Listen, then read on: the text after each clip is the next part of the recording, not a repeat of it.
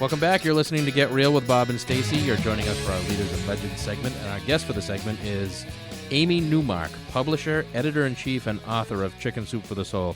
Welcome to the show, Amy. Thank you for having me on.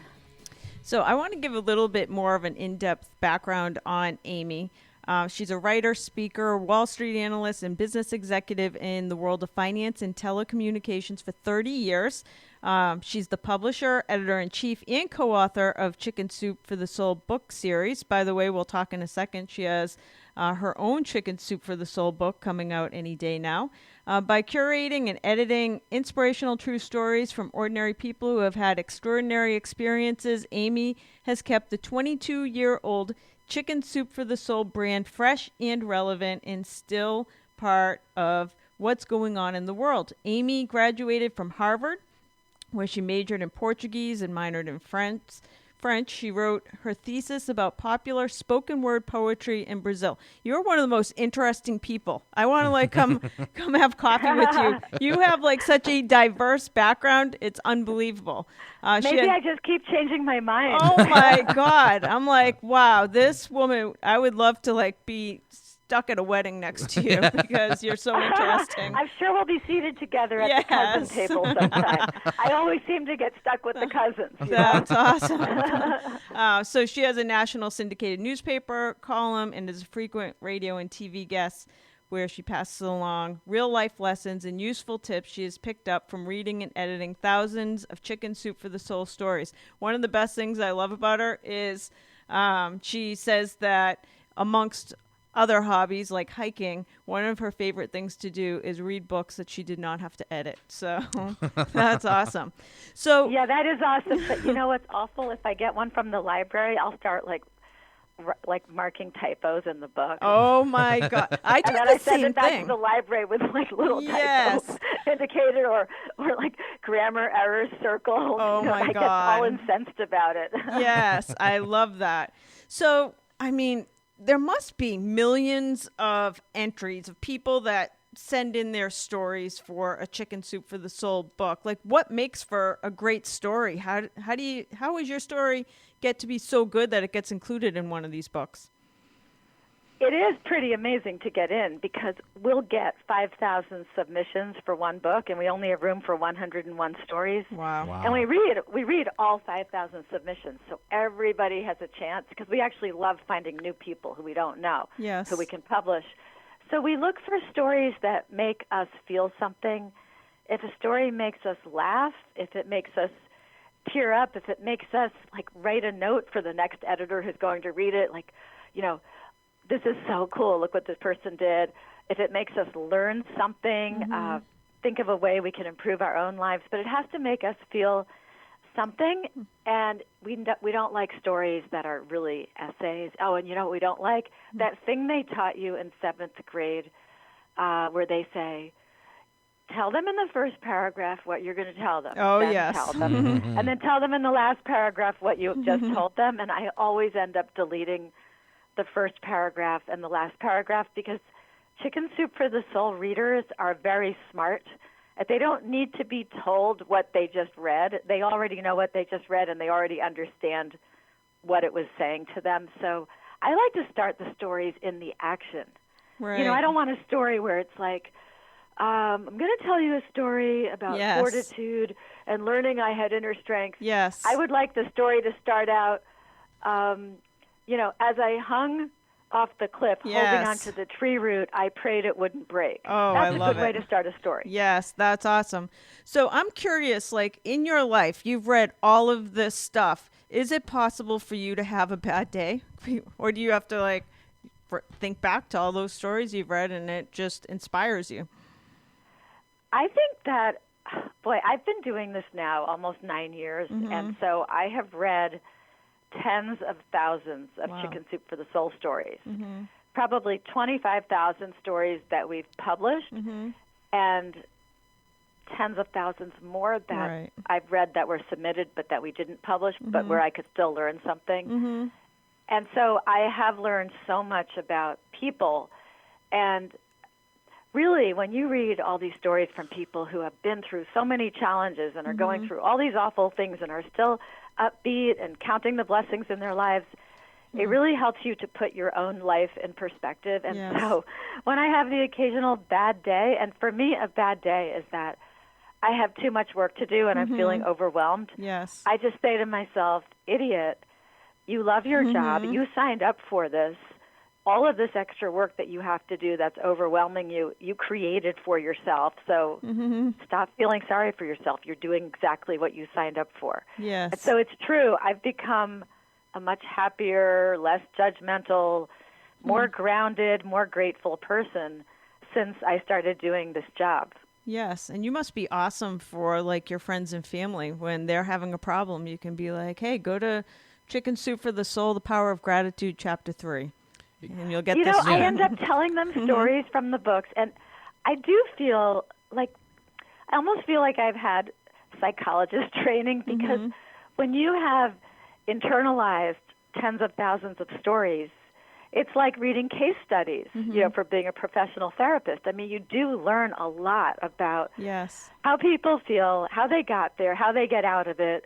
You learn to look through to what is actually motivating people. And so I feel that's one reason I'm less judgmental and also much less likely to get angry now, because I try to see right through to what is motivating a person to act a certain way. And I do think I'm giving my children much better advice because of all of this experience that I've internalized that's really other people's experiences. Yes, interesting. So many people say, and I mean, it's got to be true, I choose not to watch the news because it's so negative, and they say, well, with the media, negativity sells. But Chicken Soup for the Soul is proof of the opposite, that inspiration sells, because it's 23 years of this book that gets, I mean, now hundreds of books that inspire people. So what are your thoughts? Do people want negativity or do they really want inspiration? Based on our results this year, they love positivity. Yes. Because I've just got an email yesterday from our CFO, and CFOs tend to always look for the negative, right? Because they're the guys who are watching the money and the cash flow, and our CFO is so excited about our results this year and is congratulating me and saying, this is the best year ever. Like, I don't know what you're doing, but it's really working. But I think it's because, especially in an election year, everybody starts to get very, very negative. Yes. And so between the election process and the inordinate amount of negativity in this particular presidential election and terrorism and floods and everything else that's going on, I think that people are looking for reminders that life is actually good, and we enjoy being alive, and there's great stuff happening, and we all have a lot of blessings in our lives. And so our book sales are doing awesome. Well. And that makes me very happy, because I know that I'm providing a service to people by giving them some positive messages to read, some stories that entertain them but also make them feel better, uplift them, and make them happier. Yes. One thing that I want to ask you about, and then I have some questions because I know you have your own solo book coming out, is you've had such an interesting career where you've kind of pivoted what you've done in your career. It looks like out of college you traveled throughout Brazil, meeting with poets and writers to collect their stories. And then you went from there to like hedge funds on Wall Street, and then back into publishing and collecting stories and editing stories.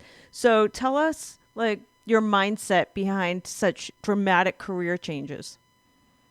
The funny thing is that it's always been about writing. Everything I've done has actually involved writing. Okay. Because I've always loved reading and writing. I mean, when I was in first grade, I used to write stories for fun where other kids would cringe if they were assigned a writing project. Yes. I would do it. I would just sit down and write stories for fun. So in college, yes, it was all about reading and writing, and funnily enough, collecting stories from the people, which is what I do now. I collect stories from the people. Yes. But then I also love math, and math was always a strength for me. And I think going on Wall Street was really combining stories and math, because when you're picking stocks and telling people why they should buy a stock or sell a stock, you're telling them a story. Mm-hmm. You know, and you're putting together a convincing story that you have to be a good writer in order to do that. Yes. And so I combined math and logic and rational thinking and a very high degree of skepticism with writing so that I could convince people. And I did just as many sell recommendations as buy recommendations. If I saw a stock that I thought was going down, I would let people know. I was never kissing up to those management teams. Right. Wow. Interesting. So a life of telling stories. That's great. So that's a great segue into the next book coming out in October, Chicken Soup for the Soul, Simply Happy, which is your first solo title. Is that something you always wanted to do, or is that more recent? That was a suggestion of our VP of marketing a couple of years ago, because there I was with my name on a lot of books, but essentially as an editor more than an author, although there are many cases where I've really written those stories from scratch that appear inside the book. Okay. But we always credit them to somebody. And she said, you really should write your own book. You have so much to say. And I had been writing a newspaper column for a couple of years at that point. And it took me a while to get around to actually writing the book. And what happened was that I started a podcast in February, the Chicken Soup for the Soul podcast. And it was a big hit right from the start. It was new and noteworthy on iTunes right away. And it was where I found my voice. I found out how to take Chicken Soup for the Soul stories and my own life experiences and combine them into little nuggets of useful, easy-to-implement tips that people could use to basically instantly affect some kind of positive change in their lives. So once I found my voice through the podcast, I actually sat down and wrote my book. And my book is coming out on October 4th. I'm very excited about it. I just got my copies back from the printer. And it is the distillation of all of the advice and wisdom that I've learned from my rather eclectic life and from reading these tens of thousands of Chicken Soup for the Soul stories. It's all put together in one slim, easy-to-read volume with 25 chapters of really easy tips. And almost every one of these tips is something you can implement instantly to make a positive change in your life and to be happier. So I'm very excited about it. I'm getting great press. I just got an amazing review in Publishers Weekly, which made me so happy because I was so nervous about that. Wow. And it was like the review I would have written myself if I had been allowed to write my own review. It was just perfect. Wow. So I'm very excited. It's called Simply Happy. You can pre-order it on Amazon or just buy it in the stores in October. But yeah, it's the culmination of all these years of hard work and observing human nature. Yes, that sounds amazing. So congratulations on that. That is unbelievable. Very excited for you. And now I don't even know how many Chicken Soup for the Soul books are. How many are there total? So since I became publisher in 2008, which is when we bought the company from Jack Canfield and Mark Victor Hansen, we've published about 134 books. Okay. Prior to that, they had published something like 180. Okay. But basically in print now, there are about 250 and maybe 300 if you count ebooks as well. Jeez. So is there an end to it, or is there just so many additional niches that Chicken Soup for the Soul can go into? I keep thinking I'm going to run out of ideas because now it's 23 years that we've been in business. But then I keep thinking of new things. Like we just put out a book at the end of August called Chicken Soup for the Soul, The Power of Gratitude. And it's the first time we've done a book with that title. Wow. And it's about how being thankful can improve your life and change your life, and how it's basically essential to happiness. If you're not a grateful person who sees the good in your life, you're going to be one of those sour, grumpy people who nobody wants to hang out with, right? Yes. It's really essential to happiness, gratitude. And so the book talks about how you can actually practice gratitude. And even if you're naturally kind of grumpy and negative, you can turn yourself into a positive person and thus be much more successful in life and happier, healthier, et cetera. So I keep coming up with new topics. I never seem to run out. Yes.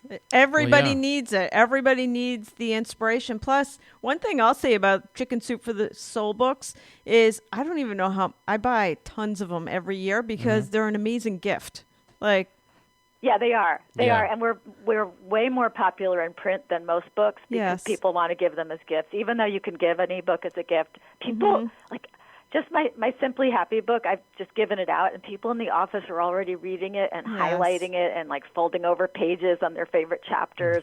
People really use them. If you find a Chicken Soup for the Soul book in a used bookstore, you'll often find that it's been marked up, highlighted, etc. Yes, that's amazing. Well, you are amazing. What's next for you? You've already achieved major dreams in your life. Well, I am going on a big PR push for my Simply Happy book in October. I'm going to start on the publication date with an appearance on Good Day LA, which I'm really excited about. Yes. And I'm hoping to do a lot of TV and radio and podcasts, et cetera, talking about it. And then I have a business to run, and we have a book coming out almost every month, so it just never really stops. The moment I finish one, I'm throwing myself into the next one. So it's like being in a hamster wheel, except we're actually getting somewhere. That's great. Yeah. For anybody that wants to follow Amy on Twitter, it's at Amy Newmark, or you can also visit on Twitter at Chicken Soup Soul. And Amy, where can people follow your podcast? It's on iTunes, Podbean, every place that you can find podcasts, you can find it. You can go to chickensoup.podbean.com, I believe. But if you go on iTunes and you put in Chicken Soup Soul, or you just go on our website, chickensoup.com, you'll see a link to the podcast. And we have 5 new podcasts a week. So there's something new every weekday. That's great. I'm going to go sign up for that podcast now. So thank you so much. Congratulations on the new book and much success on your big PR tour coming up. Well, thanks for having me on your show. It looks like a really interesting show, and I'll be following it. Thank you. Thanks, Amy. All right. Bye. That's all for this edition of Get Real. Join us again next weekend for more.